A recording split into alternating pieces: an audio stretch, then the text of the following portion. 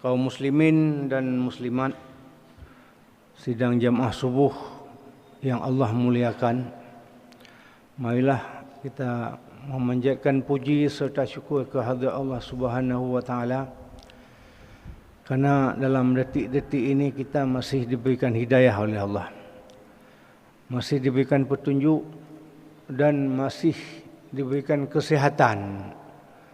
Sementara orang lain mungkin ada yang sehat tapi tidak ada hidayah. Karena antara persoalan dan hidayah juga sangat beda. Untuk apa juga ada kita orang bagus, kesehatannya prima, tapi hidayah tidak ada. Cuma kita berterima kasih. Saya sudah pikir-pikir, merenung-renung kan. Jikalau kita dakwah tidak sampai ke tempat kita, kita sekarang bukan orang Islam. Dah fikir lama sekali saya fikir, kalau misalnya dakwah tidak sampai ke sini, mungkin kita bukan umat Islam. Masih sembah batu, masih sembah pokok kayu, masih sembah apa-apa itu animisme. Orang Aceh kan sembah agamanya animisme dulu. Itulah maka kita lebih banyak bersyukur kepada Allah kerana dapat petunjuk. Cuba kita lihat, kemarin ada pertanyaan kepada saya oleh anak-anak SMA 2. Pak, kalau kita enggak ada dakwah itu, enggak sampai dakwah, apakah dihukum oleh Tuhan? Yang mana kita jawab? Siapa yang tidak ada dakwah sekarang? Di mana negeri mana yang tidak sampai dakwah? Kalau dunia ini canggih, alat IT-nya cukup canggih, enggak mungkin enggak sampai dah, kecuali memang telinga dan mata itu sudah tuli dan buta.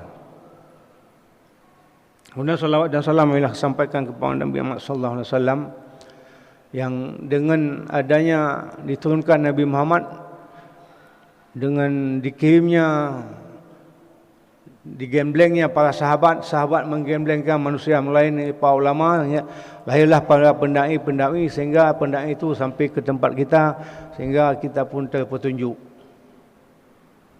Bulan lalu saya pergi ke Luk Sumawai, ke tempat di mana Malikus Saleh makamnya, makam Malikus Saleh. Saya bawa anak-anak, saya tunjukkan, ini nak raja pertama di Aceh yang membuat Islam. Yang sampai kamu enggak tahu, inilah raja pertama yang membuat Islam ke Aceh. Berdoa di situ, pulang. Pagi ini saya ingin, ini enggak ada masalah COVID kali ini ya. Ini masalah ibu bapa. Ini tadi saya baca sebuah ayat ini, surah Al-Ahqaf.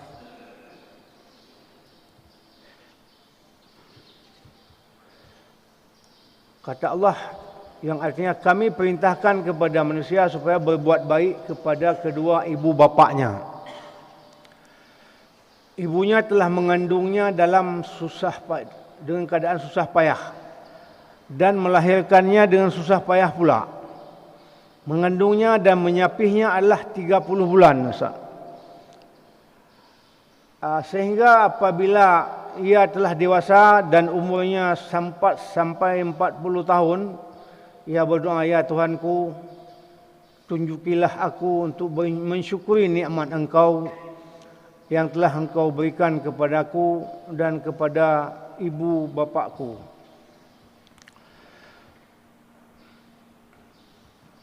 Dan supaya aku dapat amal salih yang Engkau ridai, dan berikan kebaikan kepadaku, kepada anak cucuku. Sungguhnya aku bertobat kepada Engkau, dan sesungguhnya aku termasuk orang-orang yang berserah diri. Itulah, kalau kita lihat, kalau kita mau pakai ini hati dan kepala,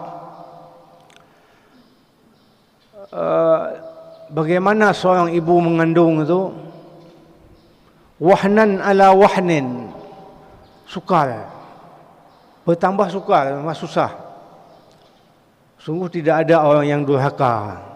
Mendingan tadi doa tadi, kalau kita sudah berumur 40 baru teringat bahawa ada jasa ibu, baru kita berdoa kepada ibu.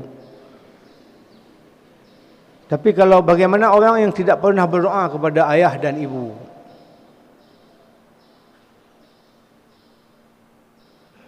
Sebab saya pernah membaca sebuah riwayat, ada seorang ibu bapa di hari akhirat dimasukkan ke dalam surga, diberi pakaian yang serba cukup indah, sehingga dia bertanya kepada Allah, "Ya Allah, apa yang engkau anugerahkan kepada saya ini? Enggak pernah bermimpi ini. Dan engkau telah menempatkan aku ke dalam surga dengan pakaian yang serba indah sekali." Apa jawab Allah? "Itulah doa anakmu. Dalam setiap salat malam ketika dia bersujud kepada aku, dia selalu berdoa, Allahumma ghfirli zunubi wali walidayya warhamhuma kama rabbayani shaghira." Itu doa anak yang saleh. Ketika dalam sujudnya di waktu salat malam selalu berdoa, sehingga aku berikan kepadamu apa yang engkau rasakan pada hari ini. Itu doa kepada orang tua. Dalam ayat lain juga Allah berfirman, "Wasainal insana biwalidayhi hamalathu ummuhu wahnan ala wahnin wa fisaluhu fi amaini an ishkur li wa liwalidayka ilayyal masir."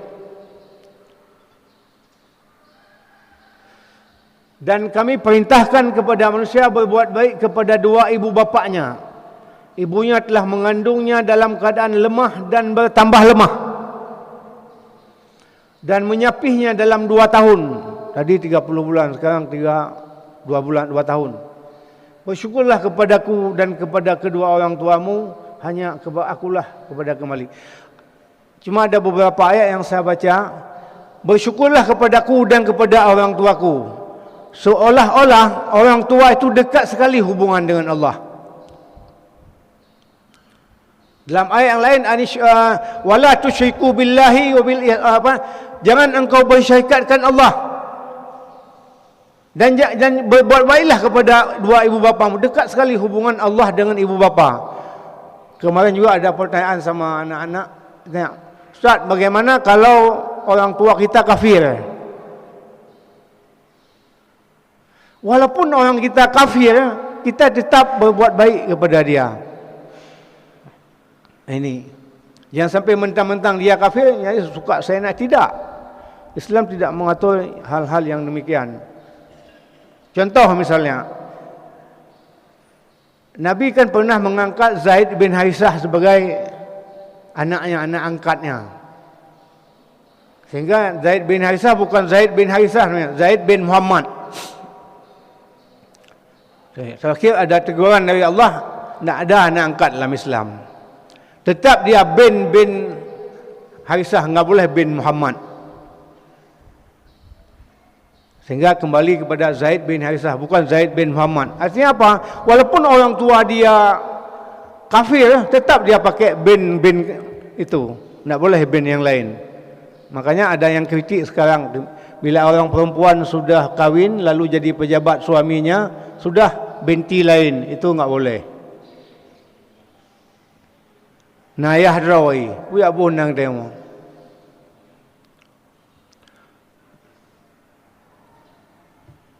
Kemudian pada ayat berikutnya,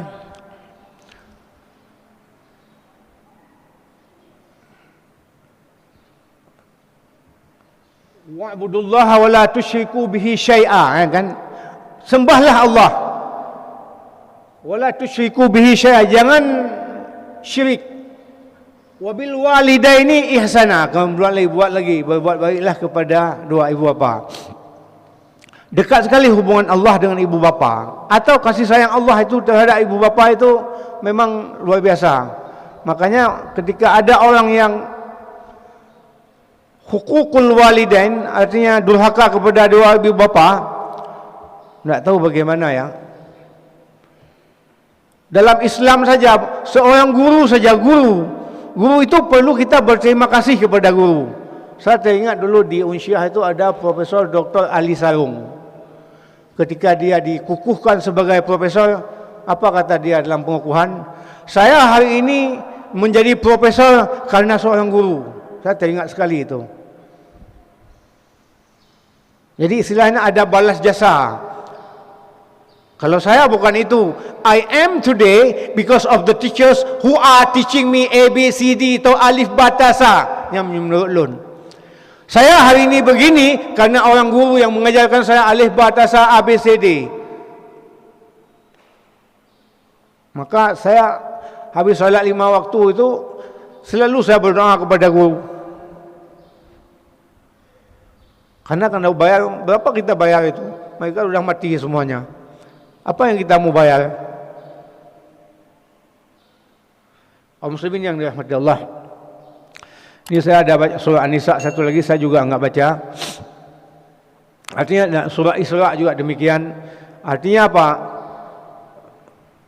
Berbakti kepada orang tua itu seolah-olah wajib dalam Al-Quran. Juga banyak dalam hadis-hadis Nabi. Kemudian kita lihat sekarang ini kembali kepada ini mana Ustaz?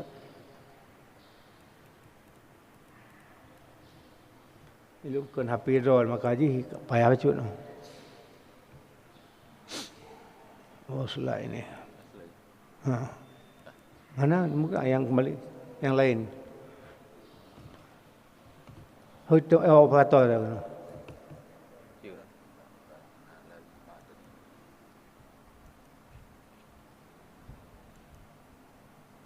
Okey. Saya ingin menceritakan kepada para jamaah bahawa itu tadi kita telah bicara tentang keutamaan ibu bapa. Rupanya hijrah itu kan penting pada masa Nabi. Hijrah itu penting sekali. Dan orang-orang yang berhijrah itu tercatat namanya dalam sejarah. Sama seperti tercatatnya veteran-veteran perang Badar. Orang perang Badar walaupun melakukan kesalahan tapi ada ampunan. Misalnya contoh ketika nak penaklukan Mekah. Penaklukan Mekah itu sebenarnya tidak bocor rahsia itu karena dari Allah perintah langsung. Tapi bocor juga sama Abu Balta'ah. Dikirim surat, dikasih orang pada seorang perempuan, kami surat kirim ke Mekah. Dan ni Muhammad dengan 10,000 pasukan akan menyerbu Mekah. Bocor. Ada perintah di langit Muhammad. Abu Balta'ah telah mengirim surat kepada seorang perempuan. Surat itu dimasuk dalam sanggulnya. Lalu Rasulullah perintah ke Ali pergi jumpa si fulan perempuan, dia ada surat membuat ke Mekah. Pulang, Ali dah pergi ke sana. Ketika sampai di sana, mana surat yang dikasih oleh Abu Balta'ah? Oh, enggak ada. Rasulullah tidak berbohong ya. Rasulullah tidak berbohong. Ali kata ketika Rasulullah tidak berbohong. Mana surat? Lalu kata perempuan itu, coba palingkan wajahmu. Begitu dia palingkan, dia ambillah dari sanggul yang ini. Itu surat bocorkan rahasia. Lalu dia panggil, siapa yang kasih? Abu Bakar. Bawa sini. Para sahabat sudah tarik pedang sebenarnya. Ya Rasulullah, biar aku yang pisahkan leher dan badannya. Kata Rasulullah, jangan. Kenapa engkau kirim surat ini? Ya Rasulullah, di Makkah kan banyak sekali saudara-saudara saya. Saya takut nanti ketika pasukan Islam datang menyerbu, semua dibunuh saudara-saudara saya. Akhirnya Nabi memaafkan. Para sahabat sudah berteriak, ya Rasulullah jangan maafkan, ini pengkhianat. Tidak, kata Rasulullah, dia veteran perang Badar, pernah ikut perang Badar, begitu mulianya orang. Begitu juga orang hijrah, mulia. Dan itu dosa mendapat pahala yang lebih besar. Tapi anak muda ini, kata seorang pemuda, laki datang menyupai Rasulullah, ya Rasulullah, saya datang kepadamu untuk berbaiat menjalankan hijrah, sementara kedua orang tuaku kutinggalkan dalam keadaan menangis. Itu dia ingin berhijrah bersama Rasulullah, tapi ibu bapaknya tidak rela. Wahai anakku, jangan engkau pergi. Tapi apa kata Rasulullah? Kembalilah kepada keduanya, buatlah keduanya tertawa sebagaimana kamu membuatnya menangis. Artinya hijrah memelihara ibu lebih baik daripada hijrah. Memelihara orang tua, menyenangkan hati orang tua lebih utama daripada hijrah bersama Rasulullah. Itu tidak ada yang lebih baik yang lain.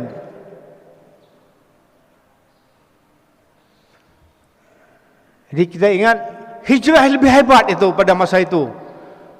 Tetapi kalau masih ada dua ibu bapa, itu lebih hebat lagi. Demikian dalam Islam. Kemudian kita lihat lagi.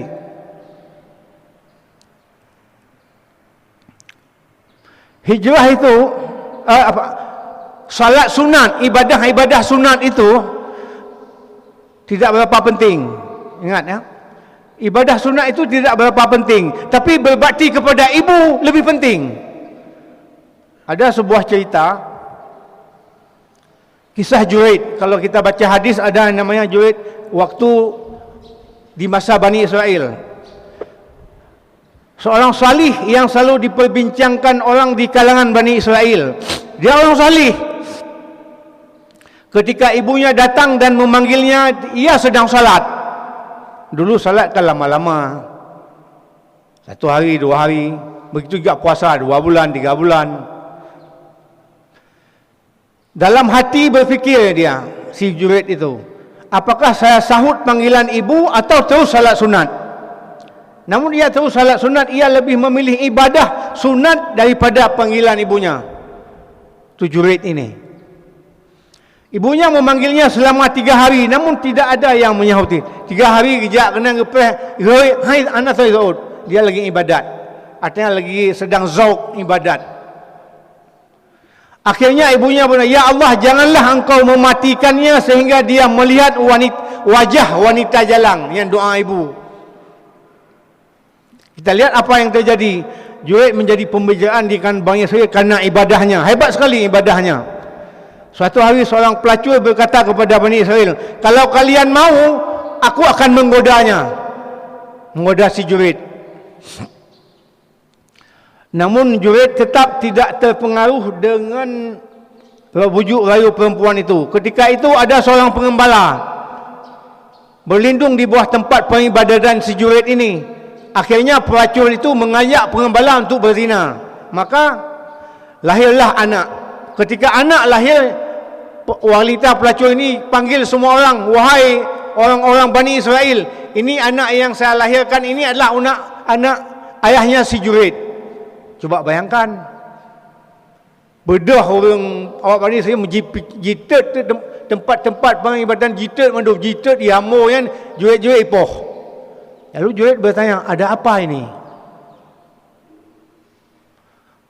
Pun tanya yang yang kanakah kamu zina dengan berapa? Lalu Juraid mengatakan, bawa anak itu kemari. Ketika dibawa anak itu, dia tekan sama perut anak itu, wahai anak, siapa ayahmu? Lalu anak itu yang kecil itu, yang bayi itu sebutkan, ayahku adalah pengembala. Baru orang Israel, Bani Israel, oh akhirnya pulang tempat ibadat rumah habis hancur. Juraid muka kakemang, pulang teman. Itulah doa ibu. Coba bayangkan. Maka ibadah sunat, ibadah sunat, ibu di luar menunggu. Itu ibu lebih penting daripada ibadah sunat.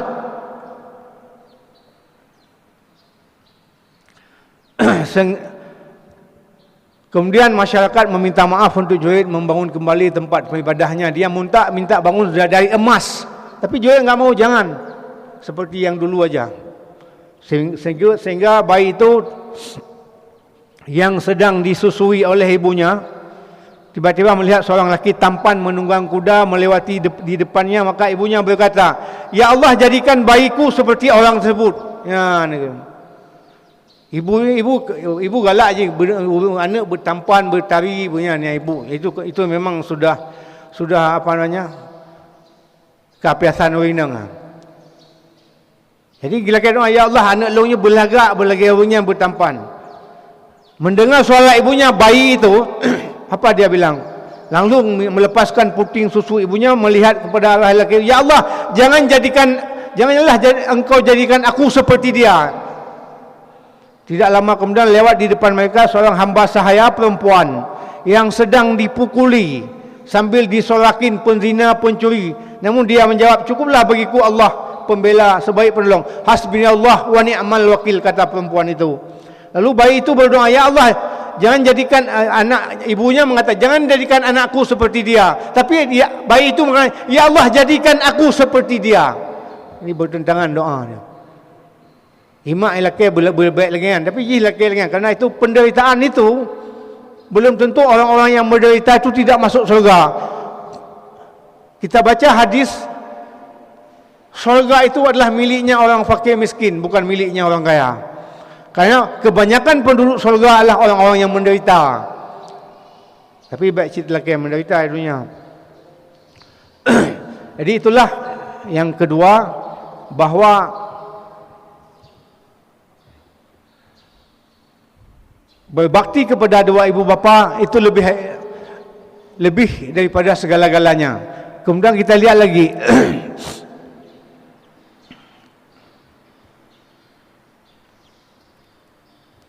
ada kisah seorang tabi'in. Ibu itu lebih utama daripada berjumpa Rasulullah. Uwais Al-Qarni, nama lengkapnya Uwais bin Amir bin Juz'in bin Malik Al-Qarni atau Al-Muradi di Yaman. Beliau termasuk salah seorang tabi'in. Dia hidup pada masa Nabi. Ingat ya, hidup pada masa Nabi tapi digelar tabi'in. Kenapa digelar tabi'in? Enggak pernah berjumpa Nabi. Seharusnya orang yang pernah berjumpa Nabi, melihat Nabi, berjuang bersama Nabi, itu dianggap para sahabat. Tapi dia enggak sempat. Yaman dengan Banidah itu antara Medan Banda Aceh itu. Satu hari kerana dia kecintaannya kepada Rasulullah, Uwais datang ke Madinah. Ketika sampai di Madinah, dia tanya, di mana Rasulullah? Dia tanya kepada Ummul Mukminin Aisyah. Rasulullah sudah pergi berperang. Saya mau jumpa, bagaimana caranya? Kalau anda mau jumpa, tunggu kira-kira 1 bulan lagi dia akan pulang. Kata Uwais, saya tidak bisa menunggu, saya harus balik karena saya meninggalkan orang tua sendirian dan tidak berapa sehat. Akhirnya dia pulang terus ke Yaman. Setelah Rasulullah pulang, dikabarkan oleh Aisyah, wahai Rasulullah, ada seseorang dari Yaman datang ke sini ingin menjumpa anda, tapi dia enggak bisa tunggu kerana dia pulang. Kata Nabi, apa kata Nabi? Dia itu penduduk langit. Dalam beberapa diskusi dan beberapa pertemuan dengan para sahabat, Rasulullah mengatakan Uwais Al-Qarni atau Al-Mud adalah penduduk langit. Umar selalu dengar, siapa dia Uwais ini? Siapa yang Rasulullah? Uwais dia penduduk langit. Dia kalau datang dia ada putih di sini, ada belang di sini. Dulu dia seluruh badannya belang-belang. Dia terus kadang-kadang salat jamaah pun tidak sempat. Kenapa? Karena mengurus ibunya. Ibunya lagi ibu yang sudah tua dan sakit-sakitan. Bayangkan jumpa Nabi saja tidak. Padahal Mekah zaman Madinah itu enggak Medan Banda Aceh. Menurut saja unta aja 8 orang 8 malam. Tapi enggak sempat. Kenapa? Ibu ada yang lebih penting. Makanya berjumpa dengan Rasulullah pun tidak begitu penting kalau masih ada ibu. Coba bayangkan bagaimana Islam melebihkan ibu, melebihkan perempuan. Makanya orang Aceh hai pikirle kenyan pegat gender bersama. Tapi Rasulullah bagaimana melebihkan perempuan? Itu kan cak pegat gender long menyolong EU pemanjat wate-mate ini wate-mate long inang long EU cit nyan gender equality. Baik nampun gender. Akhirnya bagaimana? Uwais ini ketika ibunya meninggal baru dia pergi. Dia pergi berdagang ke Yaman, ke Syam, ke Suriah sekarang. Umar pada waktu itu sudah menjadi khalifah. Dia perintahkan kepada anak buahnya, bila ada kafilah yang dari Yaman datang, suruh tunggu dulu. Bila ada kafilah datang, panggil, ada enggak di sini Uwais? Tidak, lewat. Satu hari rupanya ketemu. Mana kafilah dia ini? Kemini dulu. Ada Uwais sini? Ada. Uwais sini dulu. Saya ingin bertanya kepada anda, apa sih kelebihanmu? Tidak ada, biasa saja Umar. Tidak, saya ini khalifah. Saya Umar bin Khattab. Jelaskan apa kelebihanmu. Saya bisa memberitahukan kepada orang, ini kebijakan. Akhirnya dia bilang, kamu kan ada mana belang? Dia lihatlah ada belang sebesar dirham. Ada belang. Saya tanya, dulu kan badan kamu semuanya belang-belang, bukan? Iya. Coba ceritakan bagaimana? Apa yang kelebihanmu? Lalu dia bilang begini, saya kepingin sekali ingin berjumpa Rasulullah, tapi tidak sempat. Saya pernah datang ke sini sekali, tapi Rasulullah enggak ada. Saya balik. Kenapa? Saya harus mengurus ibu, harus memelihara ibu, harus merawat ibu. Sekarang ibumu ke mana? Sudah meninggal. Makanya sudah bebas saya pergi. Lalu dulu kan kamu penyakit belang-belang seluruh tubuh, kenapa bisa sembuh? Satu hari saya berdoa kepada Allah, ya Allah, kalau memelihara ibu, merawat ibu, kasih sayang kepada ibu, birrul walidaini adalah petunjukmu dan petunjuk nabimu, maka aku telah melakukannya. Maka wahai Allah, sembuhkan penyakit itu. Seketika sembuh. Seketika belang-belangnya sembuh, tinggal sikit aja. Begitulah orang yang berbakti kepada ibu, diterima doa oleh Allah secara langsung, cash diterima doa, cash langsung.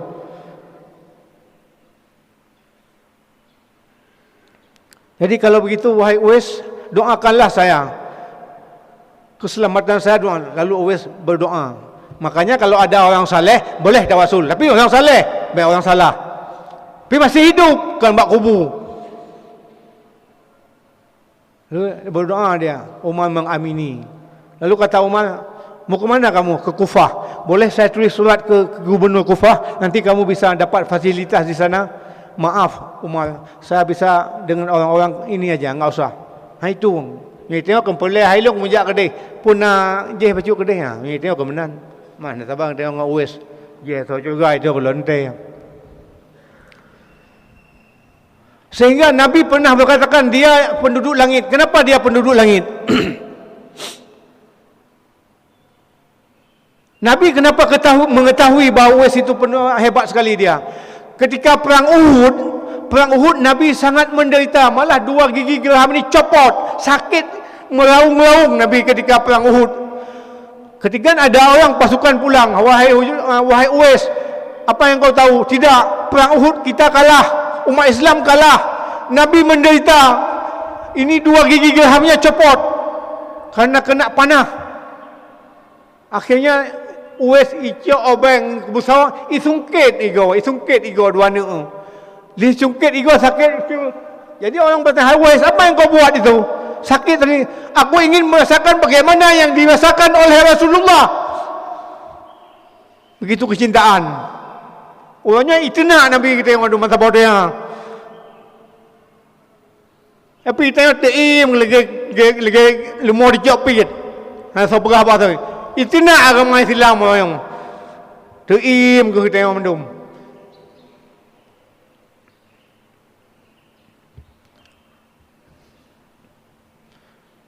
Bagaimana? Kenapa dia disebut penduduk? Ketika dia mati, orang kampung itu tidak tahu bahwa ketika Jurid meninggal, lalu banyak sekali orang yang mendatanginya, mengkafannya, memandikannya. Orang-orang kampung mengatakan, siapa ini? Kita tidak tahu siapa mereka.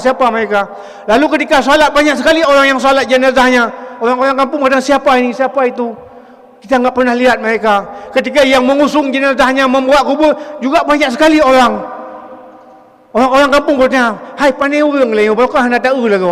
Itu rupanya supaya malaikat, semua yang memandikan malaikat, yang mengkafankan malaikat, yang membawanya ke kubur para malaikat semuanya. Itulah maka disebut penduduk langit. Kelebihannya hanya berbakti kepada ibu.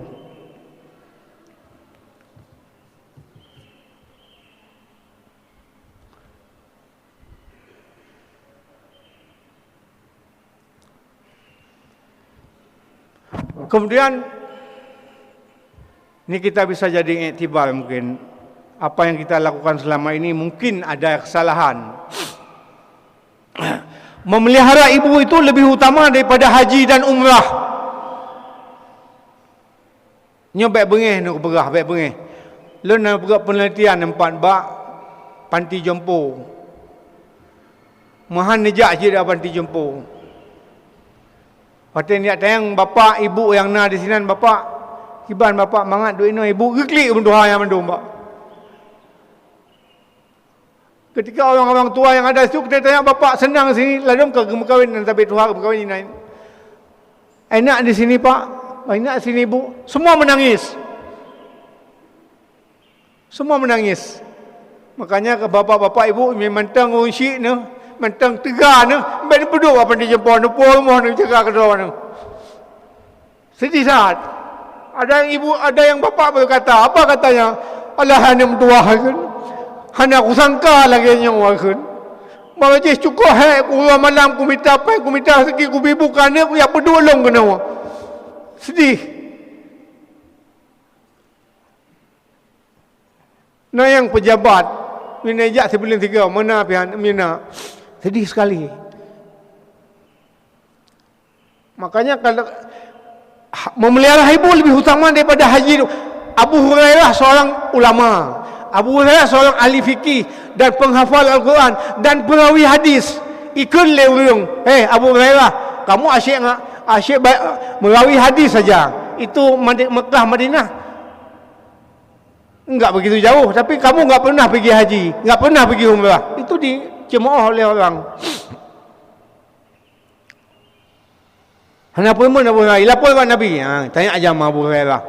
Satu saat Abu Hurairah pergi ke haji dan umrah. Abu Hurairah kau tumben kau. Kenapa? Baru ini pergi haji dulu enggak pernah. Mana pun siapa kan? Rupanya tahu. Rasulullah kenapa Abu Hurairah kenapa dia baru bisa pergi haji dan umrah? Ibunya enggak ada lagi. Dulu dia merawat ibu. Artinya ibu lebih utama daripada haji dan umrah. Dia tanya menanci mentang mak iya tino sakit. Kenapa layak haji kan? Yang kalepah ke aku.